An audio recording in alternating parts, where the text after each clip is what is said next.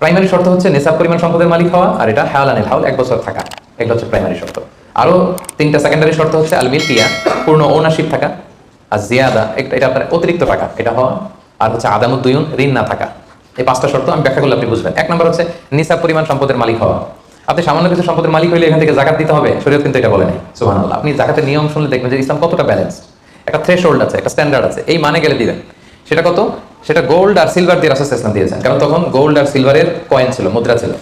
আগে কিন্তু সোনা আর রূপা দিয়ে মুদ্রা বানানো হতো, পরে এটা পেপার মানি শুরু হয়েছে, কাগজের টাকা। তো একটা হচ্ছে দিনার আর একটা দিরহাম। রাসূল ইসলাম যে থ্রেশহোল্ড বেঁধে দিয়েছেন সেটা হচ্ছে 7.5 তোলা স্বর্ণ বা 52.5 তোলা রূপা।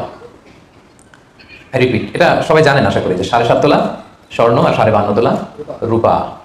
আধুনিক সময়ে গ্রাম দিয়ে দোকানদাররা হিসাব করে, তো গ্রাম দিয়ে যদি আপনি বুঝেন তাহলে 85 গ্রাম স্বর্ণ অথবা 595 গ্রাম রূপা, এটা হচ্ছে থ্রেশহোল্ড নিসাব, অথবা এর সমপরিমাণ অর্থ, ক্যাশ টাকা যদি আপনার কাছে থাকে, তাহলে আপনি নিসাবের মালিক হয়েছেন। যেদিন আপনি এই নিসাবের মালিক হবেন ওই দিনটা আপনি ডায়েরিতে টুকে রাখবেন, কারণ এটা যদি 1 বছর আপনার কাছে এরকম থাকে, 1 বছর পরে যে আপনি জাকাত দিবেন, কিভাবে দিবেন আমি সামনে বলবো। তো এই নিসাব নিয়ে একটা প্রবলেম আছে। প্রবলেমটা হচ্ছে 7.5 তোলা স্বর্ণ আর 52.5 তোলা রূপার দাম কিন্তু এক না। 52.5 তোলা রূপার দাম খুব কম, আর 7.5 তোলা স্বর্ণের দাম অনেক বেশি। এটা হইলো একটা কম আর একটা বেশি। ঘটনা হচ্ছে রাসূল সাল্লাল্লাহু আলাইহি ওয়াসাল্লাম যখন এই থ্রেশহোল্ডটা বেঁধে দিয়েছিলেন নিসাবটা, তখন দুইটার মান সমান ছিল। তখন 7.5 তোলা স্বর্ণ দিয়ে 52.5 তোলার মতো রূপা পাওয়া যেত, অথবা কেউ 52.5 তোলা রূপা বিক্রি করলে 7.5 তোলা স্বর্ণ পেত। কিন্তু পরে সিলভার ফল করতে শুরু করলো, ফল করতে করতে আজকে এই অবস্থা। গোল্ড আবার খুব একটা ফল করে নাই, ফলে গোল্ডের স্টেবিলিটিটা এখনো রয়ে গিয়েছে। তো এখন আপনি কোনটা ধরে দিবেন জাকাতটা? যদি আপনি রূপা ধরেন, কথার কথা, রূপা যদি এই 1 ভরির দাম 1000 টাকা হয়, তাহলে 52.5 ভরির দাম কত? 52,000 টাকা। কিন্তু স্বর্ণ যদি আপনি হিসাব করেন, 1 ভরি যদি 50,000 হয়, 7.5 ভরি কত? 3.5 লাখ প্লাস, তাহলে প্রায় 7 গুণ কম বেশি, তাই না? এটা নিয়ে হয়ে গেছে জটিলতা। তো এখন আপনি কোনটা ধরে দিবেন? অনেকে বলে না গোল্ড দিব, কারণ গোল্ড ফল করে নাই, এটার যে স্ট্যান্ডার্ড এটা এখনো বজায় আছে। এটা নিয়ে অনেক আলোচনা, আমি খুব সংক্ষেপে বলি। কেউ বলে গোল্ড দিব, কেউ বলে রূপা দিব। এখন আমি কি বলি? আমি আপনাদেরকে সাজেস্ট করবো আপনারা রূপারটা ধরবেন।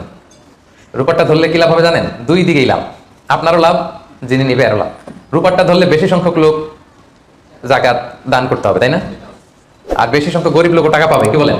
2 পক্ষে লাভ হলো না? এখন প্রশ্ন করতে পারেন, ও পাইছে, ও লাভ, আমার লাভ কি? আপনার তো সবচেয়ে বড় লাভ, আপনি সওয়াব পাবেন আখিরাতে। এটা আমাদের বেশি দরকার না? কি বলেন? যিনি গ্রহীতা উনি পেয়ে লাভ, তার লাভ হইলো, আর যিনি দাতা তিনি সওয়াব পেয়ে লাভবান হইলেন, তিনি সম্মানিত জাকাত দাতা হইলেন। অল্প আসুক না, ধরেন আপনার 1000 টাকা জাকাত আসছে, তা আপনি যদি 1000 টাকা জাকাত দেন, এটা আপনার হৃদয়ে একটা প্রশান্তির কারণ হবে না যে আমি সম্মানিত জাকাত দাতা, আলহামদুলিল্লাহ, আই এম এ জাকাত পেয়ার। এবং এত বড় একটা ফরজ ইবাদতের লিস্টে যে আপনি ঢুকতে পারছেন, এটা তো কম কিসে, কি বলেন? এজন্য স্বর্ণেরটা না ধরে রূপারটা ধরবেন। আপনাদের যে টাকা পয়সা, আপনাদের তো হীরা দিয়ে করা দরকার আপনাদের নেশা। এনিওয়ে, তো এজন্য আপনারা রূপারটা ধরবেন, তাহলে লোকজন উপকৃত হবে বেশি, সম্মানিত ভাই বোনেরা। তাহলে 5টা শর্তের প্রথমটা তো বুঝে গেছেন, নেশাব, কি বলেন? নেশাব বুঝে গেছেন না? 2 নম্বরে হচ্ছে, 2 নম্বর শর্ত হচ্ছে শুধু এই নেশা পরিমাণ সম্পদের মালিক হইলেই হবে না ভাইরা, এটাকে হালানিল হাউল বলে, মানে 1 বছর আপনার কাছে থাকতে হবে। দেখেন ইসলাম কতটা ভারসাম্যপূর্ণ। কিছু টাকা আপনার কাছে থাকলে এই জাকাত দাও না, এটা 1 বছর থাকতে হবে। যদি দেখা যায় যে আপনার সব খরচ শেষে 1 বছর এই টাকাটা আপনার কাছে অলস পড়ে আছে, তাহলে বোঝা গেল যে আপনি সম্পদশালী এবং আপনার অর্থের একটা স্টেবিলিটি আছে, কি বলেন? তাহলে আপনি নেশা পরিমাণ সম্পদের মালিক হলেন, এবং 1 বছর যদি থাকে, 1 বছর শেষে আপনি জাকাত দিবেন। এই বছরটা কিন্তু সৌর বছর না, সোলার ইয়ারে হিসাব করলে হবে না, এটা লুনার ইয়ারে, চান্দ্র বছরে। খেয়াল রাখতে হবে, সৌর বছর জানুয়ারি ফেব্রুয়ারি মাসের যে হিসাবটা, এটা 365 দিনে 1 বছর। কিন্তু যেটা লুনার ইয়ার, চন্দ্র বছর, এটা কতদিন 1 বছর কে জানে? কেউ জানে না? 300 হ্যাঁ 354 দিন, রাইট, 354 দিন, সামান্য কিছু সময়। তো 11 দিনের কিন্তু এখানে ডিফারেন্স আছে, 11 দিনের ডিফারেন্স আছে। তো আপনি হিসাব করবেন হচ্ছে চান্দ্র বছর অনুযায়ী, সৌর বছর অনুযায়ী না। তো সৌর বছর অনুযায়ী যদি করেন, তাহলে আপনার জাকাত কিন্তু 2.5% থাকবে না। চান্দ্র বছর অনুযায়ী আপনার 2.5%, সৌর বছর করলে ওইটা 2.58% হয়ে যাবে। একটু পারবে না? কারণ কতদিন বেশি? 11 দিন বেশি, পার্সেন্টেজও বেড়ে যাবে। তখন কিন্তু জাকাত আপনার 2.5% থাকবে না, 2.58%। বলার আগে বুঝে যায়, কারণ সব ব্যবসায়ী সারাদিন ক্যালকুলেটর নিয়ে কোথেকে শিপমেন্ট হইলো, কত মিলিয়ন গেল, কত মিলিয়ন ঢুকলো, সব মুখস্থের জন্য বলার আগে বুঝে ফেলতেছে চটচট করে, মাশাআল্লাহ। তখন আর 2.5% হচ্ছে না, 2.58% হচ্ছে। তাহলে সম্মানিত ভাইরা, আপনি ধরেন, উদাহরণস্বরূপ ধরেন যে আপনি গত রমজানের 20 তারিখে সর্বপ্রথম নিসাব পরিমাণ সম্পদের মালিক হয়েছে। তো তারপরে আপনি খেয়াল করবেন যে দেখি সারা বছর এই পরিমাণ অতিরিক্ত অলস টাকা আমার কাছে পড়ে থাকে কিনা। থাকতে থাকতে থাকতে থাকতে এই রমজানের 20 পর্যন্ত দেখেন যায় টাকা ওইটা তো আছে, আরো হয়েছে টাকা। তো তার মানে আপনি এখন জাকাত দিবেন, যেহেতু নিসাবের মালিকও হয়েছেন, আবার পূর্ণ একটা চন্দ্র বছরও আপনার অতিক্রম করেছে, স্থায়ী হয়েছে, তখন আপনি জাকাত হিসাব করবেন। তাহলে 2টা শর্ত বুঝলেন না? 3 নাম্বার হচ্ছে ওনারশিপ, আপনার মালিকানা থাকতে হবে, যে সম্পদটা আছে খালি আপনার কাছে টাকা থাকলেই হবে না, এটা কমপ্লিট, আরবিতে তাসাররুফ বলে, কমপ্লিট ওনারশিপ আপনার থাকতে হবে। এখন একজনের আমানতের টাকা আপনার আছে, আপনি জাকাত দিতে পারবেন? একজন 5 লাখ টাকা আমানত রাখছে, আপনি জাকাত দেওয়া শুরু করছেন, হবে?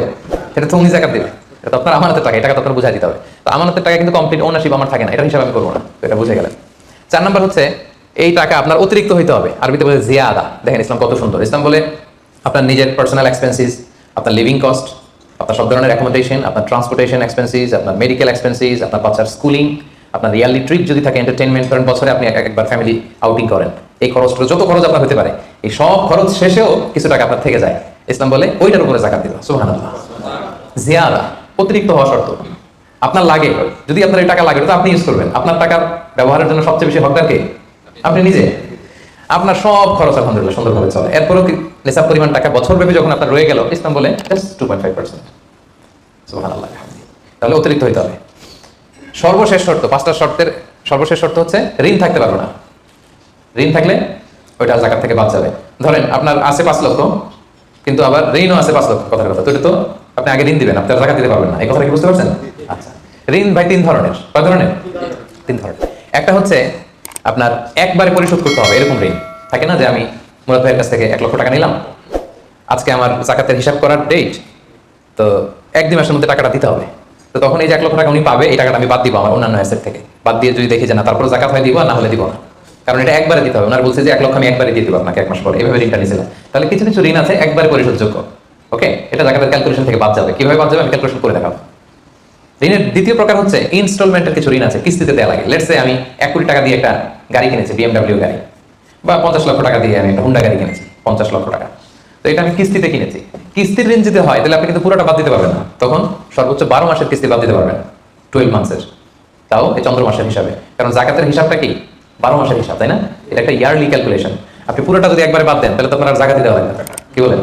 বাংলাদেশে অনেক বড় বড় সিআইপি ব্যবসায়ী আছে, ওনারা হাজার হাজার কোটি টাকা ব্যাংক থেকে ব্যবসায়ের কারণে ঋণ নেন, এবং ওনাদের ঋণ খেলাপি হয়। তো ওনারা যদি বলে হুজুর আমার তো ঋণ আছে, তো উনি আর জাকাত দিবে কি? ওনারই তো আমার জাকাত দেওয়া লাগবে এখন। কি বলেন? এরকম বড় বড় সিআইপিরা যদি ঋণের দোহাই দেয়, উনি আর জাকাত দিবে কি? উনি তো ঋণী, তাহলে ওনারই কিছু জাকাত আমাদের দেওয়া লাগবে, কারণ আমরা জাকাতের 8 টাকার মধ্যে একটা পড়েছি, বল গরিমিনা। কি বলেন? ঋণগ্রস্ত ব্যক্তিকে জাকাতের টাকা দিয়ে হেল্প করা যায়, তো উনি আর দিবে কি? ওনারে দিই আমরা। ওই ঋণ বাদ দেওয়া যাবে না। ইনস্টলমেন্টের ঋণ হইলে 12 মাসের, আর ওইরকম ঋণ খেলাপি 1000 কোটি টাকা, এগুলো বাদ দেওয়া যাবে না। 3 নাম্বার ঋণ হচ্ছে লাক্সারি পণ্য কিনতে যে ঋণ হয়, এই ঋণ জাকাত থেকে বাদ দেওয়া যাবে না। বিলাসিতামূলক কিছু যদি আপনি কিনেন, আপনি একটা লাম্বরগিনি কিনলেন 10 কোটি টাকা দিয়ে, এটা আপনি জাকাত থেকে বাদ দিতে পারবেন? পারবেন না। তাহলে লাক্সারি আইটেমের যে ঋণ, এটা বাদ দেওয়া যায় না। তাহলে ঋণের ব্যাপারটা পুরোপুরি বুঝে গেছেন না? এই 5টা শর্ত যদি থাকে আপনার মধ্যে পাওয়া যায়, অর্থাৎ আল্লাহ তাআলা আপনাকে একটা নিসাব পরিমাণ সম্পদের মালিক বানিয়েছেন, এটা আল্লাহ তাআলা পুরো